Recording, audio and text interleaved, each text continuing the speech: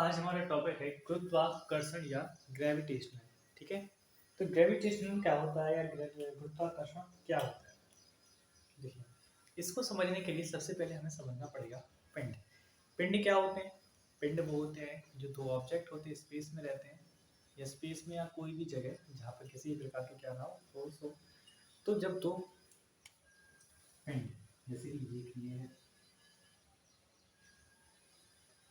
ठीक है, और एक ये है,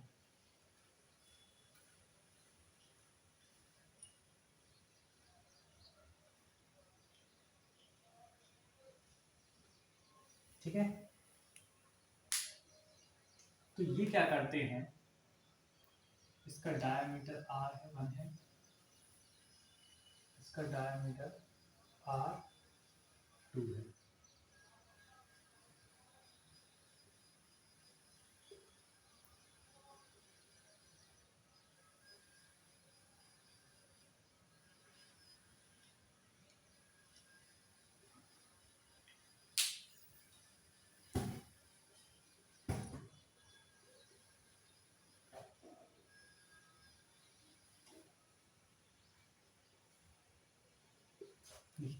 ग्रेविटेशनल को समझने के लिए हमें ये समझना पड़ेगा कि जब क्या होते हैं, दो पिंड होते हैं या टू ऑब्जेक्ट होते हैं, ये क्या करते हैं, एक दूसरे को आकर्षण करने का क्या करते हैं, प्रयास करते हैं। ठीक है, तो उसको हम कहते हैं ग्रेविटेशनल। ठीक है, क्या करते हैं, एक दूसरे को आकर्षण करने का प्रयास, एक दूसरे को आकर्षण खींचते हैं। जैसे कि चांद क्या करता है, पृथ्वी को खींच नहीं सकता है, तो क्या करता है, वो समुद्र के पानी को क्या करता है, खींचता है, और जिससे क्या होती है, ज्वार भाटा आता है। ठीक है, और पृथ्वी क्या करती है, चांद को खींच सकती, बट उतना उसमें क्या है, डिस्टेंस है कि वो पूरी तरह से नहीं खींच के बगल में लिया, ऐसा नहीं कर सकते ना, क्योंकि कुछ और भी बल होते हैं जो क्या करते हैं, वर्क करते हैं। ठीक है, जैसे आप केंद्रीय बल हुआ, सेंट्रल फोर्स, ठीक है, ग्रेविटेशनल फोर्स और ग्रेविटी, ये तीन चीजें क्या होती है, बहुत ज्यादा डिपेंडेबल करती हैं। तो जब कभी दो पिंड एक दूसरे को क्या करते हैं, आकर्षित करते हैं, तो इस फोर्स को कहते हैं हम क्या, ग्रेविटेशनल फोर्स कहते हैं। जैसे कि आपके सामने दिया ए और बी, इसका डायमीटर r2 है, इसका डायमीटर r1 है, ये इसकी तरफ फोर्स लगा रही है, ये इसकी तरफ फोर्स लगा रही है, और नेट फोर्स क्या रही है, F1 या F2 बड़ा है F-1, तो खींच नहीं पाएगा, बट एक स्टेबल रहेगा कि ये इससे दूर भी नहीं हो पाएगा ना पास हो पाएगा। ठीक है, क्या नहीं हो पाएगा, ना दूर हो पाएगा ना पास होगा, क्योंकि F2 क्या यहाँ पे बड़ा है, बट F1 भी कम नहीं है, तो मतलब F1 थोड़ा सा कम है, ये थोड़ा सा बड़ा है, तो एक दूसरे क्या रहेंगे, नेट रहेंगे, ना खींच पाएगा, ना ये इस तरफ से खींचेगा ना ये इस तरफ से खींचेगा, बस दोनों अपनी जगह स्थिति रहेंगे और अपनी स्थिति पे ही बने रहेंगे। फिर आता है नेक्स्ट टॉपिक इसके अंदर, गुरुत्वाकर्षण त्वरण या एक्सेलरेशन ड्यू टू ग्रेविटी।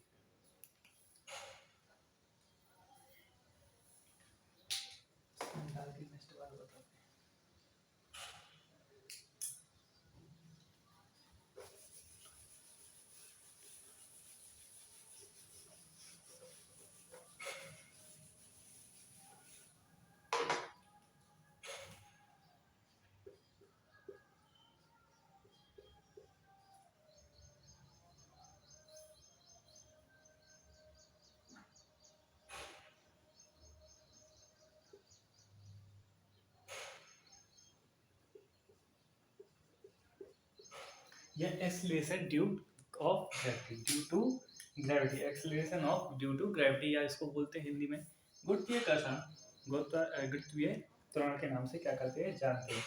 जब कभी पिंड, जब किसी पिंड, ये पिंड है, ये क्या है, पृथ्वी, हरी भरी थी, अभी नीली है, उसमें क्या है, एक ऑब्जेक्ट है, वो क्या कर रहा है, नीचे लगातार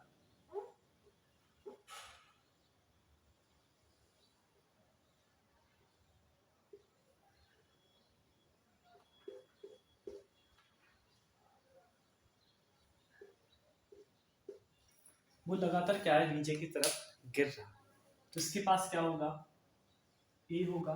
क्यों होगा, क्योंकि पहले स्थित था, स्थिति थी, ऊर्जा थी इसमें, फिर समय के साथ जब इसकी ग्रेविटेशनल फोर्स ने इसको खींचा, तो इसका द्रव्यमान क्या है, इसका मास क्या है, कम है, इसका मास क्या है, ज़्यादा, इसकी फोर्स भी ज़्यादा होगी। अगर मास ज़्यादा है तो इसकी फोर्स क्या होगी, कम होगी। बट जब इसका ए क्या होगा,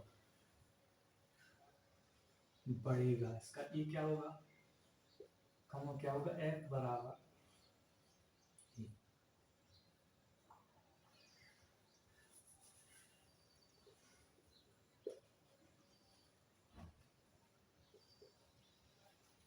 अगर इसका देखिए,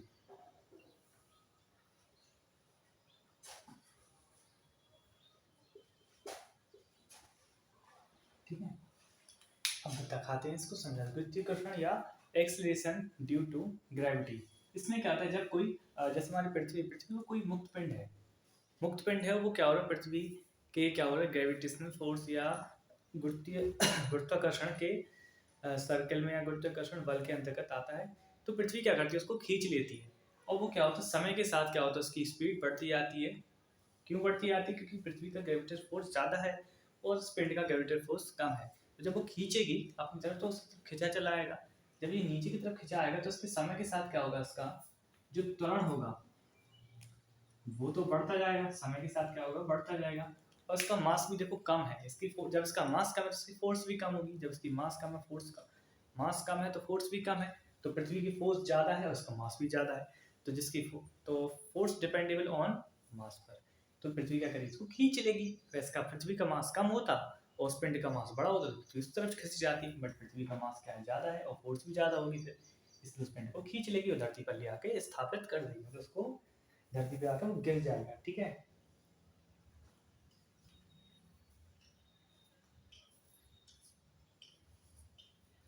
ठीक है। और सबसे अच्छी बात क्या है, और भिन्न भिन्न स्थानों पर पृथ्वी का ग्रेविटेशनल फोर्स, सॉरी, गुरुत्वीय त्वरण या एक्सेलरेशन ड्यू टू ग्रेविटी, ये क्या होता है, डिपेंड होता है ओनली सरफेस पर। अगर इसकी पृथ्वी का जो भूमध्य या सेंटर पॉइंट, मतलब सेंटर लाइन है, तो उस पर क्या होता है, ये कम होता है, और इसके जो पोल्स होते हैं उस पर सबसे ज़्यादा होता है। मतलब पोल्स पे क्यों होता है, देखिए, पोल्स इस टाइप से होते हैं, बहुत चीज़ें डिपेंड होती है। तो इस टाइप से जिसकी पोल्स पे क्या होगी, चुंबकीय त्वरण रहती है, क्या होती है, मैग्नेटिक फील्ड। तो जो मैग्नेटिक फील्ड ज़्यादा रहेगी तो यहाँ पर ज़्यादा रहेगा। ठीक है, बहुत सारी चीज़ें हैं जो देखी जाती है। इस पे इस जगह क्या रहता है, सबसे ज़्यादा हाई, और यहाँ पर क्या रहता है, सबसे कम।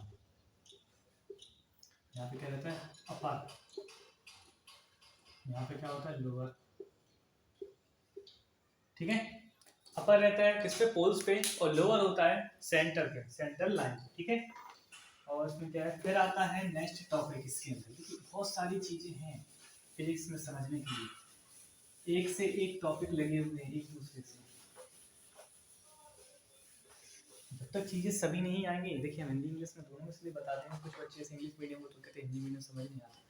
देखो, समझने से चीजें समझ आती है, एग्जाम्पल दोगे, एग्जाम्पल आप समझोगे, बट अगर आप समझना ही नहीं चाहते हो तो उस चीज को हम नहीं बता सकते। लास्ट तक वीडियो देखोगे तो पूरी चीजें आपको बहुत अच्छे से समझ आएंगे, और जो भी चीजें आप नहीं समझ पाते हो और अच्छे से समझ आएंगे। ठीक है, नेक्स्ट टॉपिक हमारा गुरुत्वीय त्वरण। कौन सा है, पृथ्वी का गुरुत्व बल।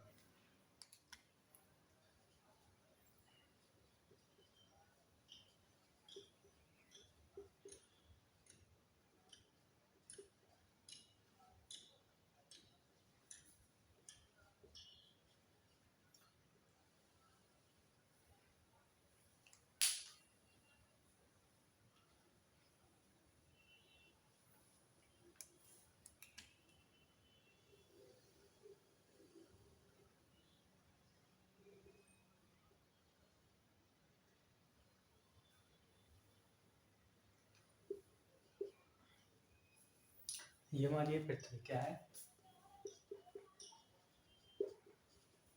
अर्थ। इस पर कोई भी पिंड हो, ठीक है, ये क्या है, कोई भी पिंड है, छोटा पिंड है, तो पृथ्वी क्या करेगी, इसको अपनी तरफ क्या करेगी, खींचने का प्रयास करेगी। और कहाँ पे खींचने का प्रयास करेगी, केंद्र में। ये क्या है, इसका सेंटर पॉइंट, क्या है, केंद्र या सेंटर, केंद्र केंद्र की तरफ क्या करेगी, खींचने का प्रयास करेगी। क्यों करेगी, इसलिए करेगी क्योंकि इसके केंद्र में क्या है, गुरुत्वीय बल है, जिसको हम कहते हैं जी, ग्रेविटी कहते हैं जिसको हम क्या कहते हैं, ग्रेविटी।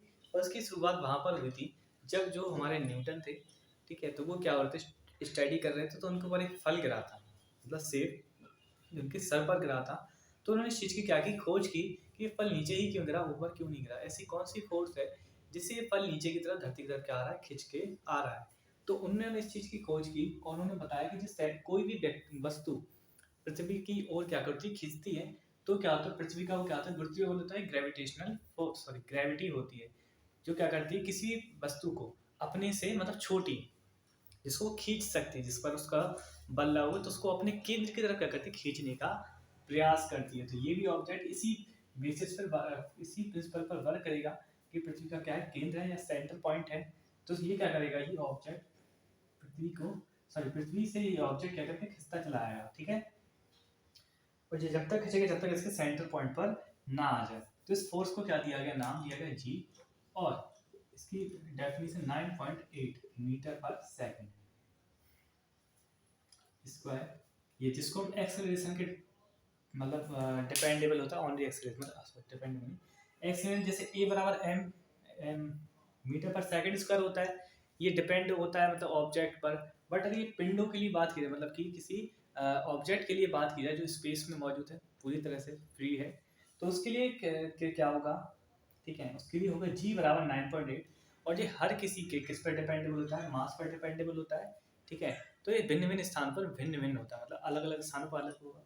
इसके यहाँ पे देखो, जैसे कि भूमध्य रेखा पर 9.8 होता है, बट ये इसके पोल्स पे क्या होता है, 10 होता है, कुछ जगह 10 होता है, कुछ जगह 9.8, कुछ जगह 9.6।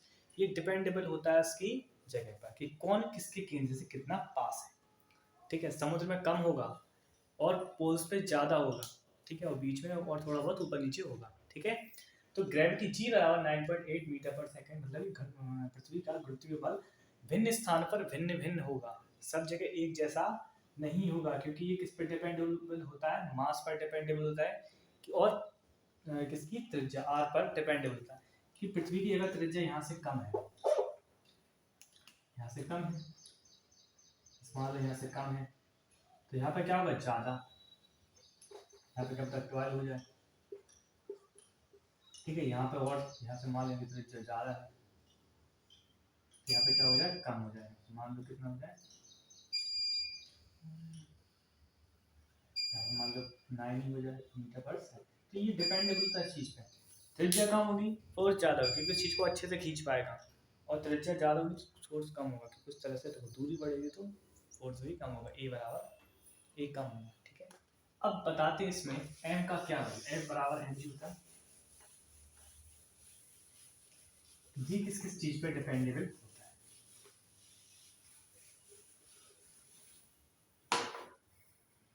जी के मान में परिवर्तन, ये हम नेक्स्ट वाली क्लास में आपको इसको अच्छे से बताएंगे, ठीक है। इसका मान कितना 9.8 मीटर पर सेकंड होता है। अब केंद्र की ओर किसी पिंड को खींचता है, पृथ्वी के केंद्र की ओर कोई भी पिंड को कोई खींच रहा है, तो उसमें जी का सबसे बड़ा रोल है, उसका मान कितना हो 9.8, और जो पृथ्वी के विभिन्न विभिन्न स्थानों पर भिन्न भिन्न होता है, ठीक है, कहीं ज़्यादा कहीं कम।